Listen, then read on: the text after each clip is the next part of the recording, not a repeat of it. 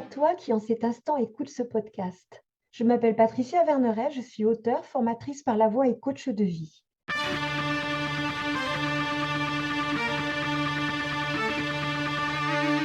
Merci aux participants qui ont bien voulu partager leurs expériences de vie transformatrices et riches d'enseignements pour qui sait écouter et voir au-delà des apparences. Que leurs récits et nos échanges t'inspirent pour oser te lancer dans de nouvelles aventures avec toi-même. Donc, nous avons vécu, en fait, après, une nécessité de communication avec mon compagnon de l'époque, mais devenu mon mari. Moi, en ayant été sur la tombe de ma fille, à l'époque, j'avais accepté sans aucune réserve qu'elle porte le nom de mon compagnon. Et d'un coup, de voir son prénom et son nom sur une pierre tombale, et puis même moi, j'étais où là-dedans? Donc du coup, je me suis dit, là, il y a quelque chose qui n'est pas juste. Et c'était pas en amont que les choses n'étaient pas justes, mais c'est pour la suite. Du coup, j'ai dit à mon mari, écoute, je ne sais pas ce que tu en penses. Moi, c'était pas mon projet, en fait, de me marier et tout, parce que j'y voyais pas forcément grand intérêt, entre guillemets. Mais là, quand même, je vois bien deux intérêts. L'intérêt d'une communauté, j'allais dire, de biens et de ressources. Et puis, en fait, je voudrais bien quand même que porter le même nom que ma fille, quoi, que toi et ma fille. C'est intéressant parce que d'être vu dans ce sens-là. Tu sais, normalement, les enfants portent le nom là, et toi, tu dis, je voudrais porter le nom de ma fille. Je trouve intéressant, c'est dans un autre sens. Ouais, Et en ouais. même temps, je trouve que ça parle tellement de tout ce qui paraît évident pour tout le monde. Tu sais, le masculin l'emporte sur le féminin, la femme prend le nom, même si aujourd'hui ça a bougé.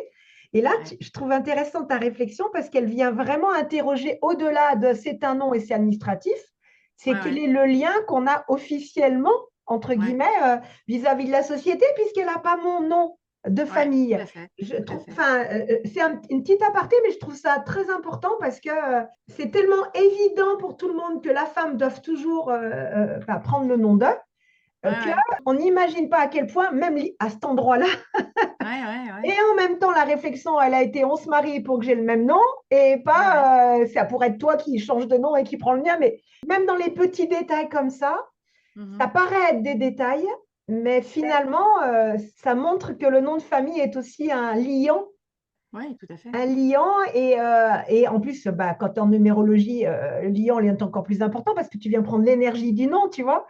Je ne suis pas Ouais, ouais. numérologue, mais c'est l'idée d'eux.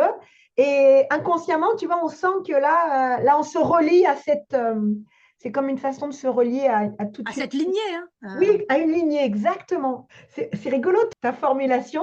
Je vais avoir le même nom que ma fille, quoi. Tu vois, Ouais, il c'est y a un ça. truc là. C'est symbolique, il y a une symbolique.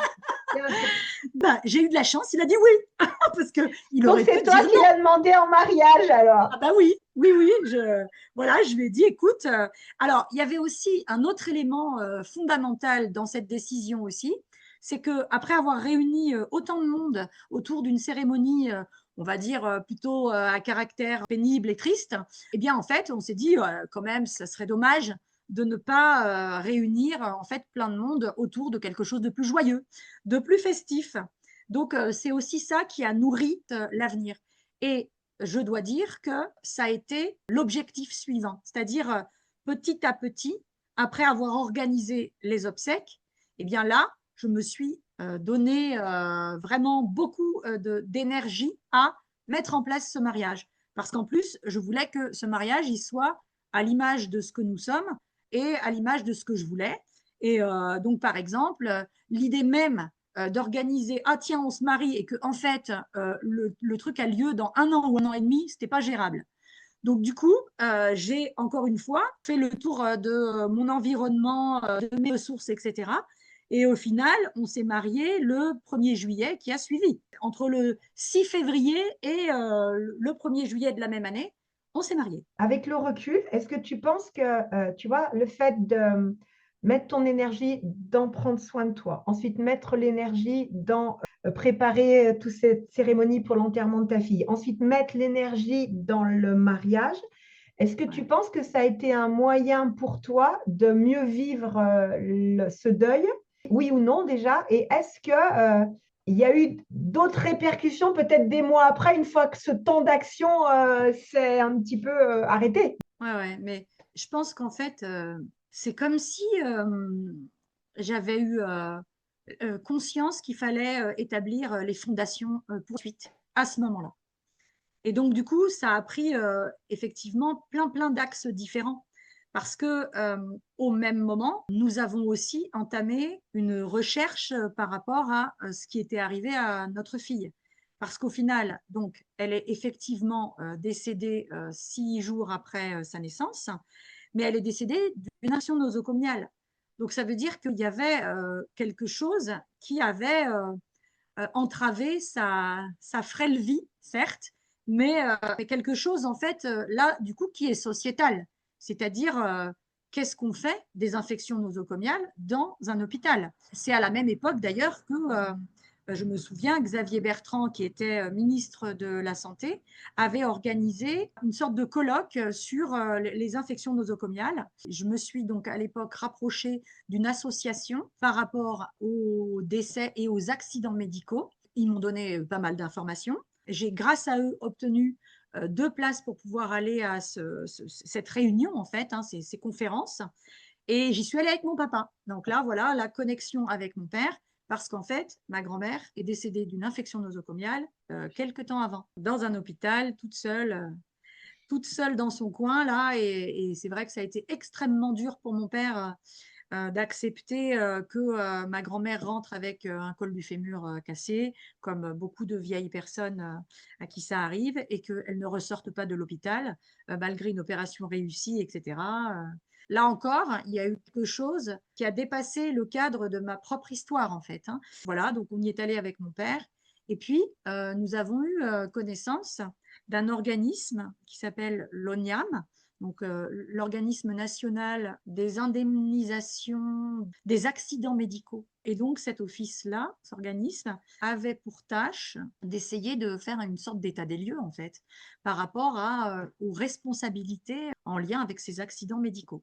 Donc au-delà de trouver des coupables, ça c'est la justice, en fait, qui s'en charge. Là, c'était vraiment des responsabilités et éventuellement de faire évoluer justement la société et les services en question pour que les choses ne se reproduisent pas.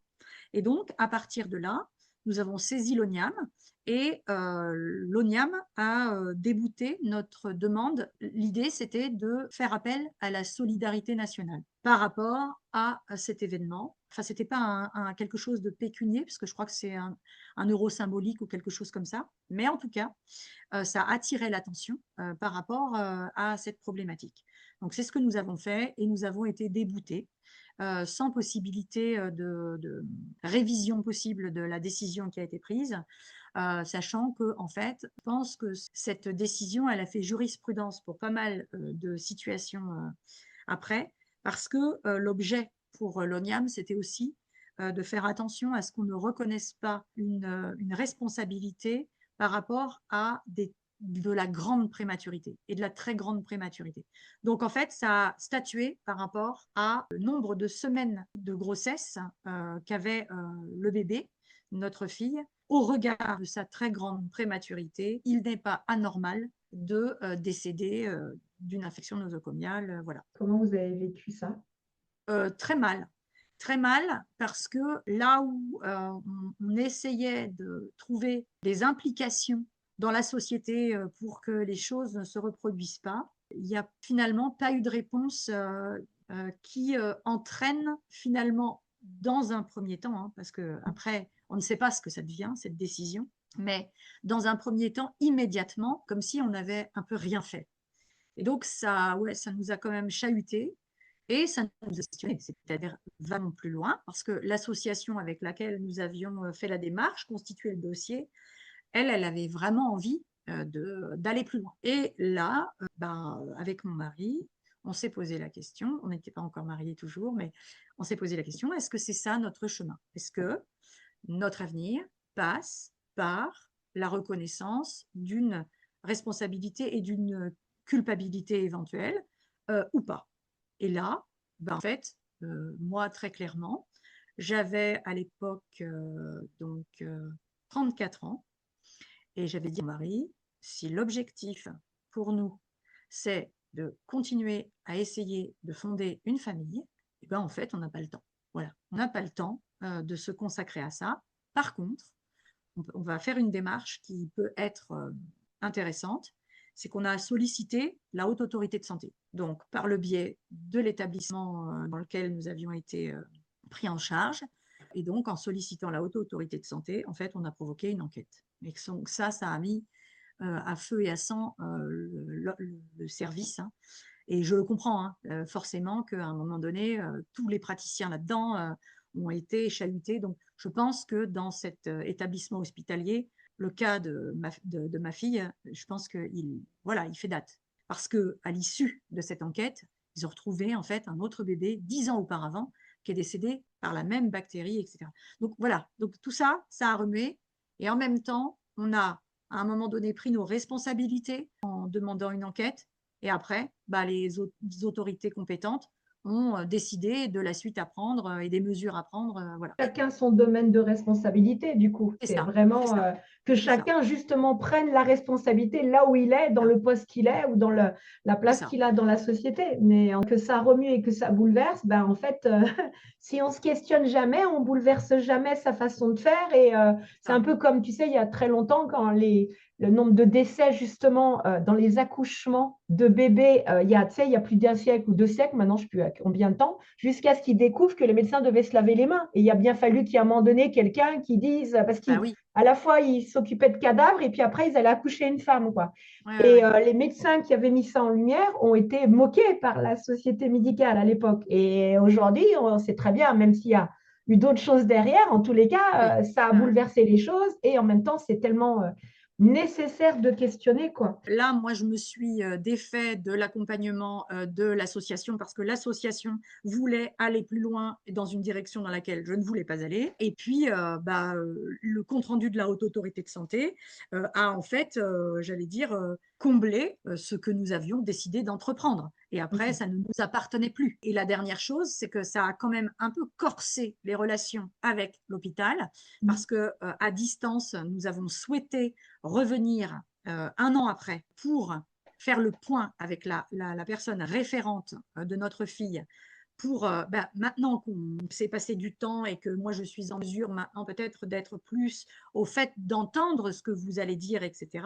Bah, la relation n'était plus du tout la même. La personne, je pense qu'elle a eu peur pour elle-même, hein, pour son Mm. poste, etc.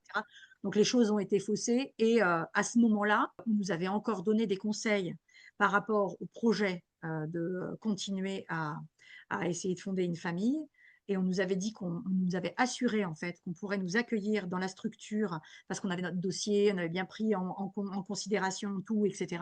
Ben moi, à ce moment-là, je n'ai plus du tout senti la possibilité d'être accompagnée par cette structure pour la suite de notre vie. Nous avons recherché en fait dans notre proximité un médecin, un gynécologue qui serait en capacité de prendre en considération notre histoire, Mm. avec mon mari à mes côtés, pas simplement l'histoire de la Mm. femme, mais Mm. l'histoire du couple, et Mm. ça a été tout à fait le cas, et aussi d'avoir une structure beaucoup plus familiale, Mm. parce que c'était ce à quoi nous aspirions. Et donc, Mm. à partir de là, on a pu se projeter sereinement. J'ai repris de l'énergie, j'ai remonté la pente avec ma santé physique.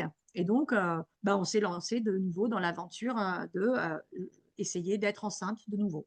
Avant de passer à la suite, justement, parce qu'à un moment donné, tu sais, tu as dit que il y avait une forme de, tu avais ressenti tout en étant logiquement, je n'ai pas à me sentir coupable parce que c'est normal, entre guillemets, enfin voilà.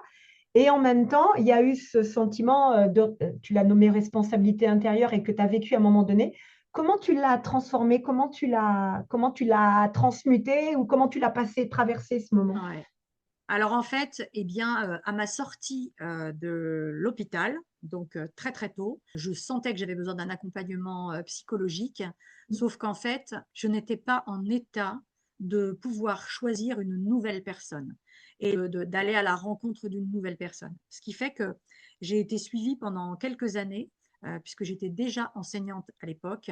J'ai été suivie pendant quelques années pour un nodule sur les cordes vocales et j'ai été donc suivie par une orthophoniste, mais qui était thérapeute par ailleurs, parce qu'elle faisait des études pour pouvoir étendre ses approches. Et c'était une personne en qui j'avais une totale confiance dans notre relation. Je lui ai fait demander par ma mère, parce que enfin, j'étais encore à l'hôpital, si elle était OK pour prendre la suite, en fait, par rapport à, donc, du coup, bien sûr, la problématique phonique, puisqu'on travaillait aussi beaucoup sur le socle, les fondements de la voix. Et donc, si elle était OK pour qu'on se voit encore, voilà, pour pouvoir discuter, en fait, de ce qui m'était arrivé, en fait. Et elle a accepté, alors que vraiment, ça a dû être dur, hein, vraiment. Ça a dû être dur pour elle et tout, mais j'allais dire, on a vu ensemble, je ne saurais pas dire combien de séances et tout, mais en tout cas, ça m'a permis de faire le SAS en prenant en considération cette notion de culpabilité, voilà, sans résoudre quoi que ce soit. Mais en même temps, voilà, c'est là et il va falloir que je travaille les choses. En tous les cas, tu les as formulés et tu as pu en discuter avec une autre Ouais, personne et ce n'est pas resté à l'intérieur, c'est pas quelque chose non, non, tu non, l'as exprimé. Donc, tout à comme tu fait. l'as dit, on n'a pas besoin on n'est pas obligé de résoudre, mais pour ça que j'ai Non, employé le mot traverser. Parce que ah des ouais, fois, on a juste besoin de traverser, ça résout rien mentalement parlant, ah ouais, ouais, mais ouais, ça résout émotionnellement. On revient dans quelque chose de concret, en tous les cas dans lequel on peut à nouveau continuer de vivre sans cette ouais, pensée qui peut ouais, ouais, bouffer l'énergie et qui peut aller plus loin en fait. C'est ouais, ouais, important tout à ça. fait. Ouais. En fait, sans le savoir, parce que à la base, je n'ai absolument pas été formée sur tout ce qui est énergétique, tout ce qui est corporel. J'en ai quelques notions, mais en fait, je sentais bien que pour pouvoir poursuivre l'aventure, il fallait pas que je niche des blocages émotionnels ou corporels pour pouvoir accueillir de nouveau la vie, tout simplement. Et donc, ma réflexion, elle était pas tant est-ce que mentalement je suis prête pour la suite. C'était plutôt est-ce que finalement les conditions corporelles, émotionnelles et tout sont propices pour accueillir de nouveau peut-être un autre bébé. Et alors, je ne me rappelle pas exactement la transition, mais en tout cas, par la suite, j'ai invité mon mari, parce que là, pour le coup, je pense qu'on était mariés, à suivre une thérapie de couple avec cette idée de nous souhaitons prendre en considération notre propre histoire et pouvoir la transmettre à nos futurs enfants si tant est que nous ayons la chance d'en avoir. Et donc, on a été consulté deux psychologues et c'était très important pour moi d'être en face de deux psychologues parce qu'il y avait ce dialogue à quatre que j'ai trouvé vraiment très riche. Quand je parlais de résoudre tout à l'heure, c'est parce que des fois le mental veut une explication, Mhm. comme si en comprenant c'était fini, alors que comprendre ça ne veut pas dire que le trauma est passé. Ouais, ouais, ouais. Oui, c'est une forme d'homme et ce n'est pas suffisant. Et effectivement, comme tu l'as souligné, mais je trouve ça hyper intéressant, cette vision-là, surtout quand on n'est pas dans l'énergétique, etc., de se dire, je vais faire en sorte que l'espace à l'intérieur, il soit bien ouvert, de façon à pouvoir accueillir plutôt qu'il soit pris par ce trauma qui s'est C'est ça. enquisté dans le corps, parce que les émotions s'enquistent aussi, enfin, comme si ça circulait plus, et que du Ouais. coup, ce ne soit pas quelque chose que peut-être si on accueille la vie à nouveau, bah, il va démarrer avec l'enquistage, je ne sais pas comment ça se dirait, hein, je ne sais Oui, pas si oui, ce mot oui. se dit, plutôt qu'il y a un espace d'accueil tel que tu es et non pas en remplacement ou je sais quoi, ou pour compenser ou Ouais, des choses comme ça, en fait. tout à fait. Ouais, Et j'allais dire, là, la culpabilité avait toute sa place. oui, C'était pas quelque chose qui était rejeté, c'était là. Et oui, en même temps, le propos, c'était d'accueillir cette culpabilité mm, et de se dire, non pas que ça allait être un problème pour l'éventuel nouveau bébé, mais que ça allait être une palette de couleurs plus nuancée sur la palette émotionnelle du futur bébé. Donc, et puis c'est ça fait vraiment comme comme, ça qu'on a avancé, hein. c'est intégrer les choses plutôt que lutter contre. Et ça me fait penser au processus du deuil, tu sais. C'est-à-dire qu'à Ouais. un moment donné, il y a un processus pour arriver à continuer. Mhm. Et si on ne passe pas par le processus, ça ne marche pas. Donc, si tu luttes contre la culpabilité ou si tu la vois comme quelque chose que tu ne devrais pas ou alors qu'elle t'emporte, c'est comme si elle participait pas au processus, tandis que là, dans ce que tu décris, elle a été intégrée au processus, qui fait que la vie, elle continue avec, en l'intégrant, mais pas pas en Pas en luttant l'enquistant. contre. Et Ouais, oui, parce que ce ouais, ouais. contre quoi on résiste persiste, et Ouais, ouais, voilà, ouais. c'est vraiment. Ouais, tout à fait. En tout cas, j'allais dire, c'était présent Mm, et c'était comme c'était. Et puis, ben voilà, comme tu dis, on essaye de faire avec. Ouais, j'ai peut-être pas beaucoup insisté, mais en fait, sur tout ce temps-là, on a beaucoup, beaucoup parlé avec mon mari. Et d'ailleurs, des fois, c'était hyper dur parce que là où moi j'en étais, lui n'y était pas, ou inversement, ne ressentait pas du tout la même chose.